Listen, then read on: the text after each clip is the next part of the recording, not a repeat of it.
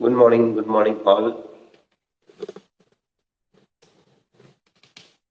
Good morning, all. Good morning.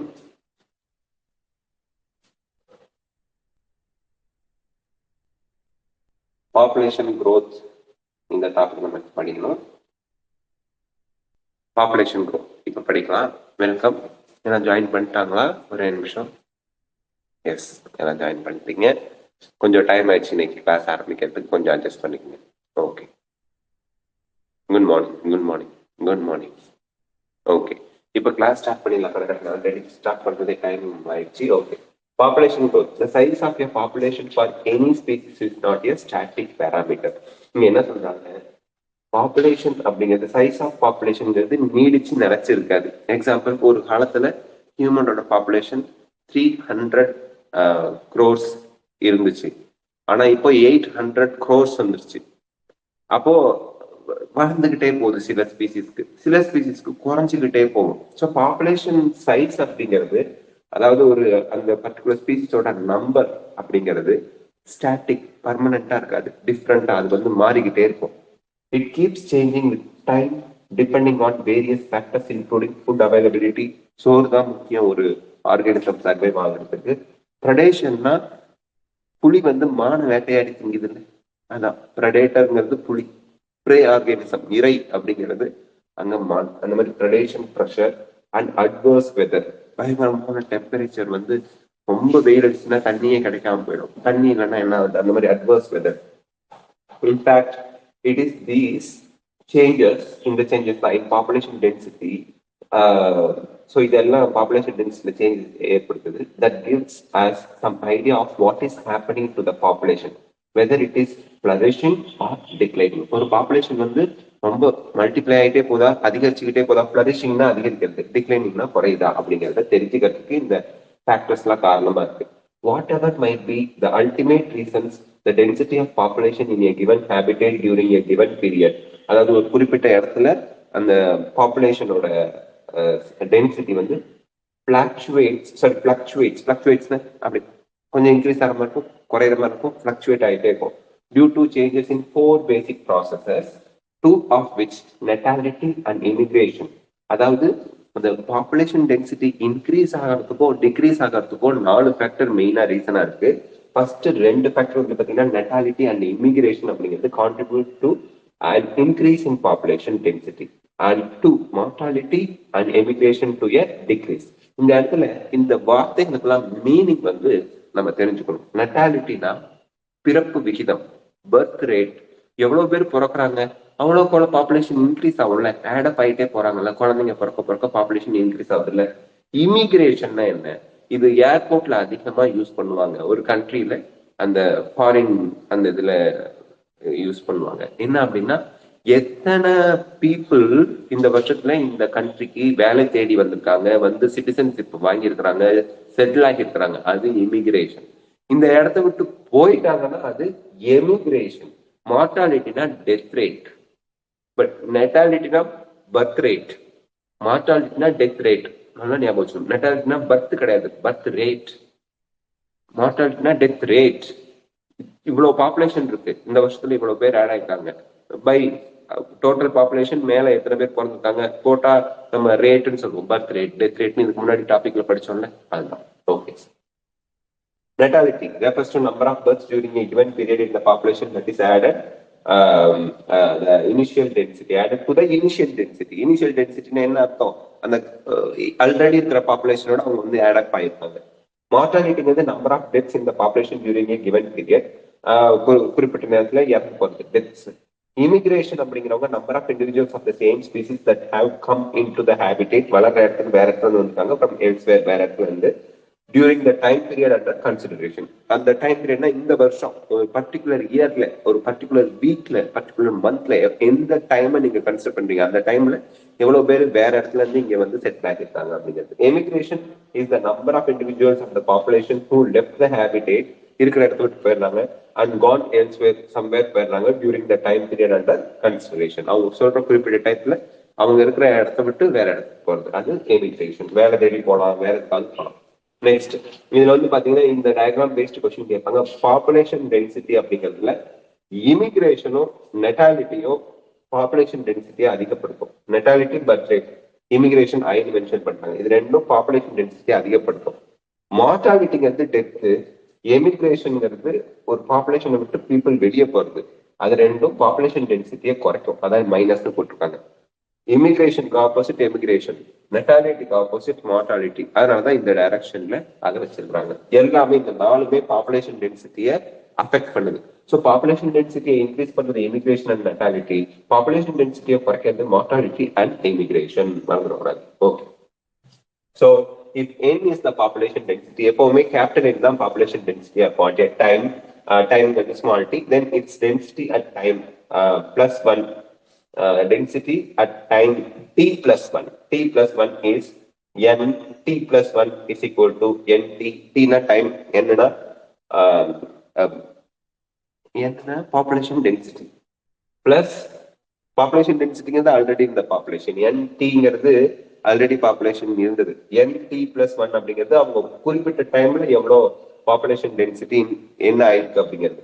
So birth rate plus immigration minus death rate plus emigration.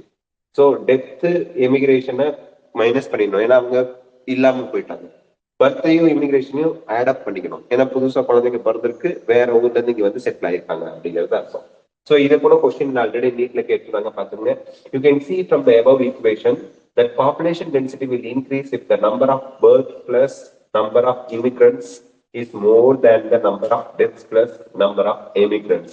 So இறந்து போனவங்க emigrant இந்த ரெண்டு பேரை விட பர்த் புதுசா பிறந்தவங்க அண்ட் இமிகிரண்ட்ஸ் வெளியூர்ல இருந்து இங்க வந்தவங்களோட எண்ணிக்கை ஜாஸ்தியா இருந்துச்சு அப்படின்னா உங்களுக்கு பாப்புலேஷன் டென்சிட்டி ஜாஸ்தி ஆகும். Under normal conditions, births and deaths are the most important factors influencing population density. The other two factors assuming importance only under special condition. ஏன் ஸ்பெஷல் கண்டிஷன் சொல்றாங்க? இப்போ வேர்ல்டு பாப்புலேஷன் சொல்லும் போது இந்தியால இருந்து சிங்கப்பூருக்கு போயிருந்தா என்ன, சிங்கப்பூர்ல இருந்து சைனாவுக்கு போயிருந்தா என்ன, சைனால இருந்து அமெரிக்காவுக்கு போயிருந்தா என்ன, பாப்புலேஷன்ல எல்லாம் இன்க்ளூட் ஆயிரும். ஸோ ஸ்பெஷல் கண்டிஷன்ல தான் நம்ம வந்து இமிகிரேஷன் எமிகிரேஷன்லாம் பார்ப்போம். பட் நார்மல் கண்டிஷன்ல உங்களுக்கு வந்து பர்த் ரேட் டெத் ரேட் தான் important. For instance, if a new habitat is just being colonized, immigration may contribute more significantly to population growth than birth rate. So sometimes என்ன ஆகுது, இந்த இடத்துல என்ன சொல்றாங்க அப்படின்னா, இப்போ ஒரு புதுசா ஒரு இடம், அந்த இடத்துல எந்த ஒரு ஆர்கானிசமும் இல்லை, அப்பதான் அங்க போய் மனிதர்கள் குடியேறாங்கன்னு வச்சுக்கோங்க. உடனேவா எல்லாரும் பிறகு கை புள்ள பத்து பாப்புலேஷன் டென்சிட்டி இன்க்ரீஸ் ஆயிரும். அப்படியே புள்ள பார்த்தாலும் அதுங்க வந்து ரீப்ரொடக்டிவ் ஏஜுக்கு வரதுக்கு டைம் ஆகும்ல, 15-18 வருஷம் ஆகும்ல, 20 வருஷம் ஆகும்ல பிறந்த குழந்தைங்க ரீப்ரொடக்டிவ் ஏஜுக்கு வரதுக்கு. அப்போ ஒரு புது ஹேபிடேட்டுக்கு குடியேறும் போது பர்த் ரேட்டை விட இமிகிரேஷன் அங்க போய் குடியேறாங்க பாத்தீங்களா, அது வந்து அந்த பாப்புலேஷன் சைஸை இன்க்ரீஸ் பண்றதுக்கு ரொம்ப ஹெல்ப் பண்ணும் அப்படிங்கிறாங்க. Okay, next growth models. Does the growth of a population with time show any specific or periodicable pattern? We have been concerned about unbridled human population growth and problems created by it in our country, and it is therefore natural for us to be curious if different animal population in nature behave the same way or show some restraints on growth. இப்போ இந்தியாவில் வந்து பாத்தீங்க அப்படின்னா நம்ம கண்ட்ரியில population growthல human population growth வந்து ரொம்ப எக்கச்சக்கமா இருக்கு. அதனால நமக்கு வந்து ஃபுட் ஸ்கார்சிட்டி வரலாம், இந்த பசி பட்டினி பஞ்சம் அதெல்லாம் வரலாம். பட் அதை நம்ம ஈஸியா ஹேண்டில் பண்ணிட்டு இருக்கோம், கிரீன் ரெவல்யூஷன் அது இதுன்னு சொல்லி. பட் இந்த மாதிரி வேற ஸ்பீசிஸ் எல்லாம் பாப்புலேஷன் டென்சிட்டி என்ன ஆகுது அப்படிங்கிறது பார்க்கறது ரொம்ப முக்கியம். Perhaps we can learn a lesson or two from nature on how to control population growth. First, இந்த growth பத்தி தெரிஞ்சாதான், நமக்கு growth models தெரிஞ்சாதான் பாப்புலேஷன் இன்க்ரீஸ் ஆகிறத பத்தின அறிவு கிடைக்கும். Okay, exponential growth. First exponential growth அப்படின்னா இங்க ஒரு இம்பார்ட்டன்டான விஷயம் இருக்கு. ரிசோர்ஸ் வந்து அன்லிமிட்டடா இருந்தா மட்டும்தான், ரிசோர்ஸ் கண்டினியூஸா சப்ளை இருந்தா மட்டும்தான் எக்ஸ்போனன்ஷியல் growth வரும், இல்லைன்னா எக்ஸ்போனன்ஷியல் growth வராது. ரிசோர்ஸ் அப்படிங்கிறது எப்பவுமே நம்ம ஃபுட்டை சொல்லுவோம், ஃபுட்டு தொடர்ந்து கிடைச்சிக்கிட்டே இருக்கணும். அப்பதான் அந்த ஆர்கானிசம் சாப்பிட்டு நல்லா வளர்ந்து ரீப்ரொடக்ஷன் பண்ணி அந்த பர்டிகுலர் பாப்புலேஷன் வந்து ஸ்பீசிஸ் இன்க்ரீஸ் ஆகிட்டே போகும், number of population size increase ஆகிட்டே போகும். Resource food and space. ஸ்பேஸும் முக்கியம். ஸ்பேஸ்னா என்ன? நம்ம தங்குற இடம், habitat space. Availability is obviously essential for the unimpeded growth of a population. So ஒரு population தங்கு தடை இல்லாம வளரணும் அப்படின்னா ஃபுட்டும் இம்பார்ட்டன்ட், ஸ்பேஸும் important. Ideally, when resources in the habitat are unlimited, this is very important. Unlimited resource இருக்கணும். நீங்க வளர்ற இடத்துல ரிசோர்சஸ் அன்லிமிட்டடா இருந்தா each species has the ability to realize fully its innate potential to grow in number, as Darwin observed while developing his theory of natural selection. So exponential growth na 2 4 8 16 32 64 128 இப்படியே போய்கிட்டு இருக்கும். இந்த exponential growth attain பண்ணோம் அப்படின்னா food ரிசோர்ஸும் ஸ்பேஸும் அன்லிமிட்டடா அவைலபிளா இருந்துச்சுன்னா ஒவ்வொரு ஸ்பீசிஸுமே அதோட மேக்ஸிமம் கெப்பாசிட்டி அட்டைன் பண்ணும், பாப்புலேஷன் சைஸை அட்டைன் பண்ணும். இது டார்வினோட நேச்சுரல் செலக்ஷன்லயே எக்ஸ்பிளைன் பண்ணிருக்காங்க.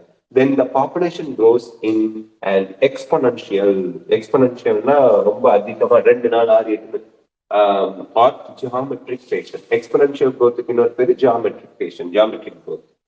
If in a population of size n, the birth rates not total number but per capita births. So per capita births na ஒரு particular ஏரியால birth rate எவ்வளோ, அவ்வளவுதான். ஒரு particular habitatல அதோட birth rate எவ்வளோ, particular timeல are represented as small b, and death rates again per capita, அதனால small d. birth rate ஒரு ஓவராலா சொன்னா கேபிட்டல் டி, ஸ்மால் பிங்கிறது per capita அந்த ஒரு particular ஏரியால சொல்றது. death rate or small d. Then the increase in or decrease in n population density during a unit time. Unit time na ஒன்னு தான், அது பெருசா நீங்க கன்ஃபியூஸ் பண்ணிக்க தேவை. Unit time period small d, அப்போ unit time period small d dn by dt will be death rate. Small dn இல்ல death rate இல்ல, sorry, d capital N by dtங்கிறது birth rate minus death rate into n. Small b small d வந்துச்சுன்னா per capita ஒரு particular ஏரியால, ஓகேங்களா? Into n அப்படிங்கிறது population density. Let small b minus small d ஆர்னு வச்சுக்கிறாங்க. அப்போ இந்த இடத்துல ஆரை சப்ஸ்டியூட் பண்ணி ஆர் என் அப்படி வச்சுருக்காங்க. ஸோ டிஎன் பை டிடி, அதாவது தென் increase R decrease in population density during a unit time period தான் t into dn by dt. இதுல tங்கிறது எப்பவும் ஒன்னா தான் இருக்கும், யூனிட் டைம்ங்கிறது ஒன்னா தான் இருக்கும். அதனால t விட்டுட்டு வெறும் dn by dt போட்டு அதுக்கு என்ன ஈக்குவேஷன் போட்டுருக்காங்கன்னா birth rate minus death rate per capita into 10 போட்டுருக்காங்க. b மைனஸ் d ஆர்னு வச்சுக்க சொல்றாங்க. அப்போ dn by dt is equal to rn. இந்த ஃபார்முலாவை வச்சு கொஸ்டின் கேட்பாங்க, அதனால ஞாபகம் வச்சுங்க. So the r in this equation is called the intrinsic rate of natural increase. So இது ஆர்டிபிஷியலால எதுவும் கிடையாது, நேச்சுரலா இந்த ஹேபிடேட் வளர்ற இடத்துல பாப்புலேஷன் சைஸ் வந்து எப்படி இன்க்ரீஸ் ஆகுது, எவ்வளவு இன்க்ரீஸ் ஆகுது. And is a very important parameter chosen for assessing impacts of any biotic or abiotic factors on population growth. So இந்த r intrinsic rate of natural increase r இருக்கு பாத்தீங்களா, அதுதான் நம்ம இம்பார்ட்டன்ட் பேராமீட்டர். எதுக்கு அப்படின்னா ஒரு ஏபயாட்டிக் ஆர் பயாட்டிக் ஃபேக்டர்னால population க்ரோத்ல ஏதாவது இம்பாக்ட் வருதா அப்படின்னு செக் பண்ணா கொஸ்டின்ல கேட்பாங்க, பார்த்துக்குவோம். To give you some idea about the magnitude of r value for the Norway rat, இது ஆல்ரெடி கொஸ்டின்ல கேட்டது. Norway rat the r small r is, small r அப்படிங்கிறது என்ன, intrinsic rate of natural increase, மறந்துடக்கூடாது. Intrinsic rate of natural increase, அது கொஸ்டின்ல கேட்பாங்க. திருப்பி சொல்றேன், ஸ்மால் ஆர் அப்படிங்கிறது intrinsic rate of natural increase. அதை பாதிக்கிறது வந்து பாத்தீங்க அப்படின்னா பயாட்டிக் ஃபேக்டரா இருக்கலாம், ஏபயாட்டிக் ஃபேக்டரா இருக்கலாம். ஓகே, ஸோ நார்வே ரேட்டோட ஆர் வேல்யூ என்ன அப்படின்னா intrinsic rate of natural increase, அந்த வேல்யூ என்ன அப்படின்னா 0.015. And for the flour beetle, அந்த வண்டு மாதிரி இருக்கும் இல்லையா, அது it is 0.12. In 1981, the R value for human population in India was 0.0205. Find out what the current R value is. இந்தியால கூகுள்ல போட்டு பார்த்து கண்டுபிடிங்க. For calculating it, you need to know the birth rates and death rates. ஏன்னா birth rate, death rate per capita இருந்தாதான் உங்களுக்கு R value தெரியும். birth rate minus death rate தானே உங்களுக்கு R value. Birth rate to death rate, birth rate minus death rate போட்டீங்கன்னா per capita போட்டீங்கன்னா R value தெரியும், intrinsic value தெரியும். So intrinsic value தெரியணும்னா உங்களுக்கு birth rate and death rate தெரியும். So the above equation describes the exponential or geometric growth pattern of a population and results in a J-shaped curve. இது நிறைய எக்ஸாம்ல கேட்டாங்க. Exponential or geometric growth pattern எந்த ஷேப்ல curve கொடுக்கும்? J-shaped curve. Exponential or geometric growth. அந்த என்ன growth என்ன ஷேப்ல கர்வ் வரும்? அந்த அதுக்கு பிறகு கிராஃப்ல நம்ம பிளாட் பண்ணா என்ன ஷேப்ல கர்வ் வரும் அப்படி கொஸ்டின்ல கேட்பாங்க, ஞாபகம் வச்சுக்கோங்க. Curve when we plot population density n in relation to time. So the time கீழே போகுது, இது population density, இதோட போடும்போது உங்களுக்கு exponential growth இல்லைன்னா geometric growth வந்து J shape ரெட் கலர் இருக்கிறது J shape கொடுக்குது. dn by dt is equal to rn. அது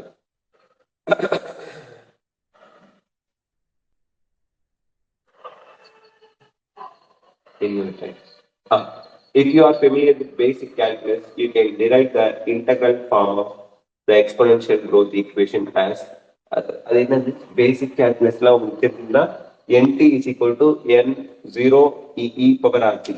nt ஒரு பர்டிகுலர் டைம்ல பாப்புலேஷன் டென்சிட்டி எவ்வளவு இன்க்ரீஸ் ஆச்சு, nமோங்கிறது நீங்க கால்குலேட் பண்ண ஆரம்பிச்சப்ப எவ்வளவு பாப்புலேஷன் சைஸ் இருந்துச்சு.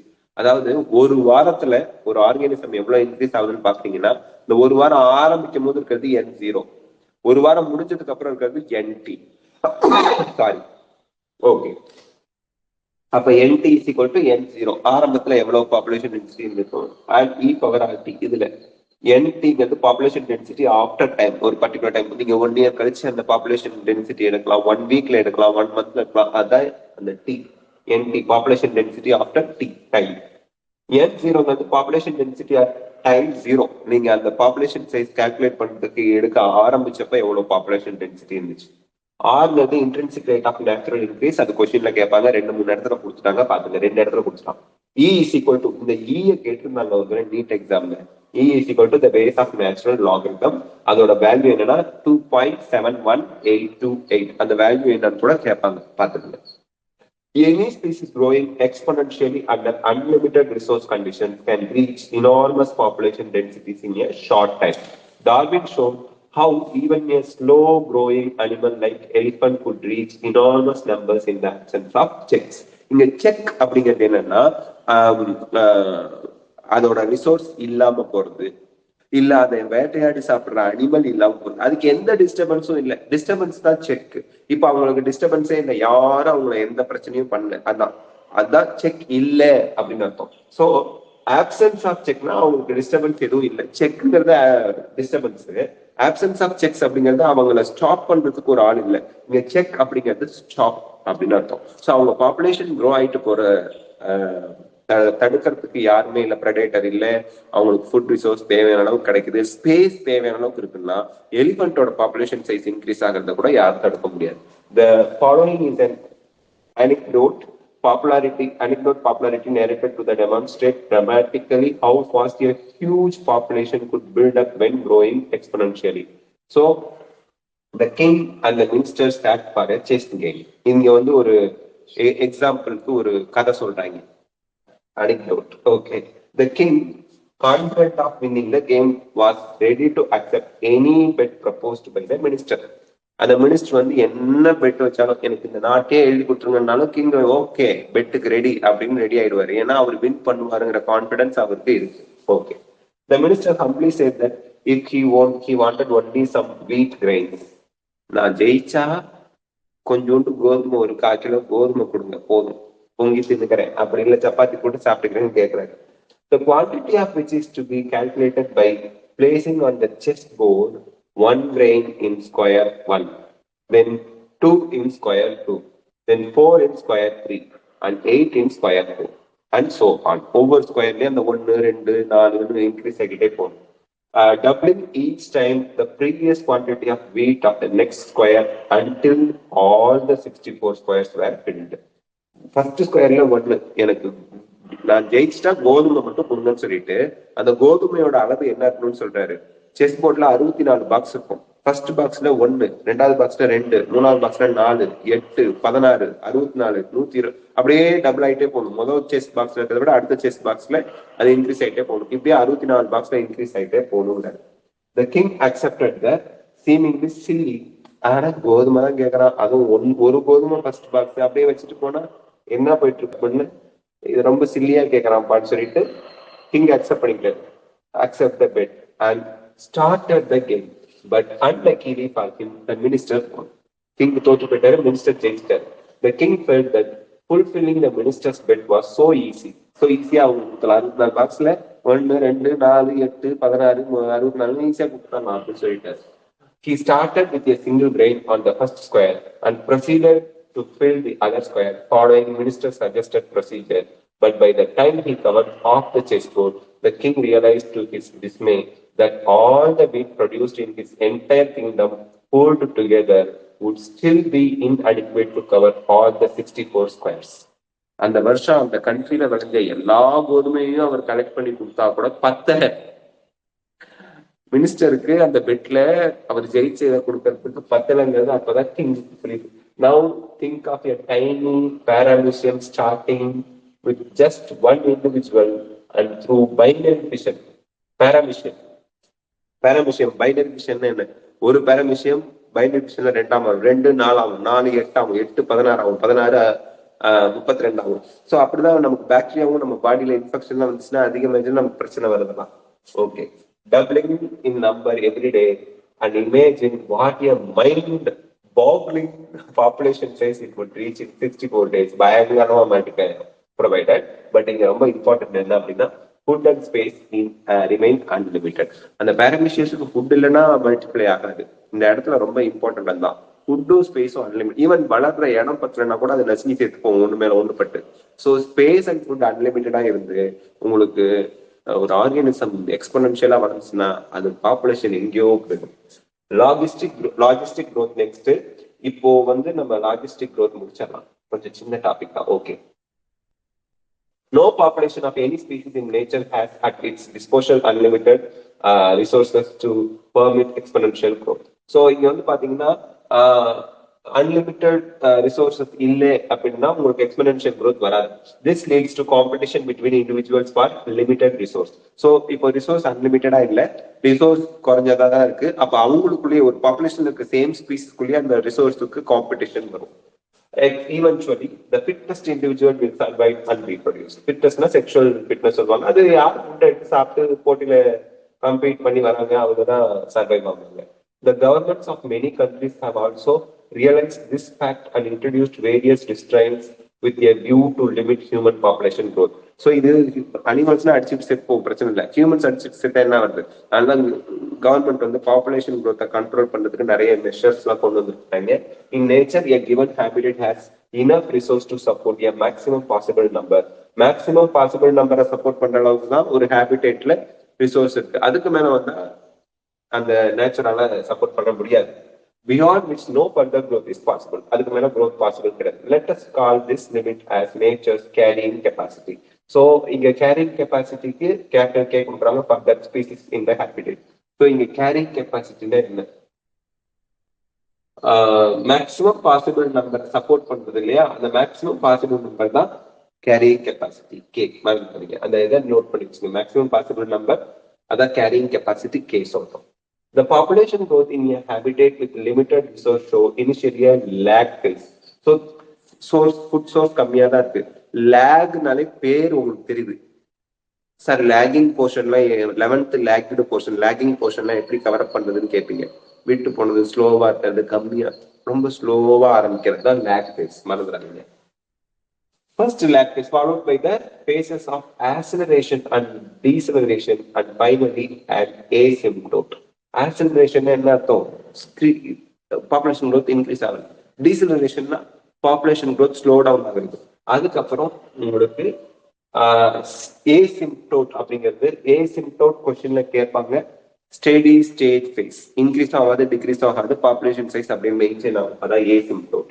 When the population density reaches the carrying capacity, asymptote வந்துருது. A plot of n population density in relation to time results in sigmoid curve. So இந்த இடத்துல நமக்கு சிக்மாய்ட் கர்வ் கிடைக்குது. அதாவது நமக்கு கேரிங் கெப்பாசிட்டி, அதாவது மேக்சிமம் பாசிபிள் நம்பர் தான் நம்ம கேரி பண்ண முடியும், ஒரு ஆர்கானிசத்தோட மேக்சிமம் பாப்புலேஷனை கேரி பண்ண முடியும் இல்லையா, அப்போ உங்களுக்கு எஸ் ஷேப்டு கர்வ் கிடைக்குது. This type of population growth is called வெல்ஃபெல்ஸ் Pearl logistic growth. So logistic growthல உங்களுக்கு சிக்மாய்ட் கர்வ் கிடைக்குது, ஞாபகம் வச்சுக்கிறேன். அதை கண்டுபிடிச்சது வெல்ஃபெல்ஸ் பெர்ல், அதனால அவர் பேர் வச்சாங்க வெல்ஃபெல்ஸ் பெர்ல் லாஜிஸ்டிக் growth. இந்த நேம் ஒரே ஒரு தடவை தான் கொடுத்துருக்காங்க, இந்த நேம் எக்ஸாம்ல வந்தா இது கொடுக்கலையோ புக்ல இல்லையோ நினைச்சுக்கலாம். And is described by the following equation: dn by dt is equal to rm carrying capacity minus population density by carrying capacity. n is equal to population density at time, r is equal to intrinsic rate of natural resource மூணாவது தடவை கொடுத்துட்டாங்க, natural increase மூணாவது தடவை கொடுத்துட்டாங்க, intrinsic rate of natural increase small r, k carrying capacity. Since resources for growth for most animal populations are finite, finiteனா ஒரு particular number வரைக்கும் தான் இருக்கும், இன்ஃபினிட்னா அது பாட்டுக்கு போய்கிட்டே இருக்கும், பட் ஃபினிட். மோஸ்ட் அனிமலுக்கு ரிசோர்சஸ் வந்து ஃபினிட், ஒரு லிமிட்டட் அளவு தான் இருக்கும். And become limiting sooner R later. The logistic growth model is considered a more realistic one. So logistic growth model தான் கரெக்டா இருக்கும், சிக்மாய்ட் எஸ் ஷேப்ல கர்வ்ல வரும். Gathered from government census data, the population figures for India for the last 100 years. Plot them and check which growth pattern is evident. Sigmoid growth தான் கிடைக்கும், logistic growth தான் நமக்கு கிடைக்கும். ஆனால் அதை பற்றி ஒரி பண்ணிக்காங்க. ஸோ இதுலேயே இந்த லாஜிஸ்டிக் growthம் இருக்கும். இங்கே பாருங்க, இந்த எஸ் ஷேப் பி தான் logistic growth. B when resources are limiting the growth, the plot is logistic. Sigmoid growth curve, logistic growth curve தான். அந்த ஃபார்முலா கேட்குறாங்க, dn by dt is equal to rm kn minus k, இந்த blue கலர்ல இருக்கு. ஓகேங்களா? So next வந்து நம்ம பார்க்க போற டாபிக் என்னன்னா population interactions. Okay, sorry, logistic growthக்கு அப்புறம் லைஃப் ஹிஸ்டரி வேரியேஷன், இதுல இருந்து நாளைக்கு பார்க்கலாம். Thank you so much. இன்னைக்கு 11th பப்ளிக் எக்ஸாம் இருக்கு ஸ்டேட் போர்ட் ஸ்டூடெண்ட்ஸுக்கு. இன்னும் சிபிஎஸ்சிக்கு பயாலஜி எக்ஸாம், போர்டு எக்ஸாம் இருக்கு. 12th நேத்துல இருந்து எக்ஸாம் ஆரம்பிச்சு போயிட்டு இருக்கு.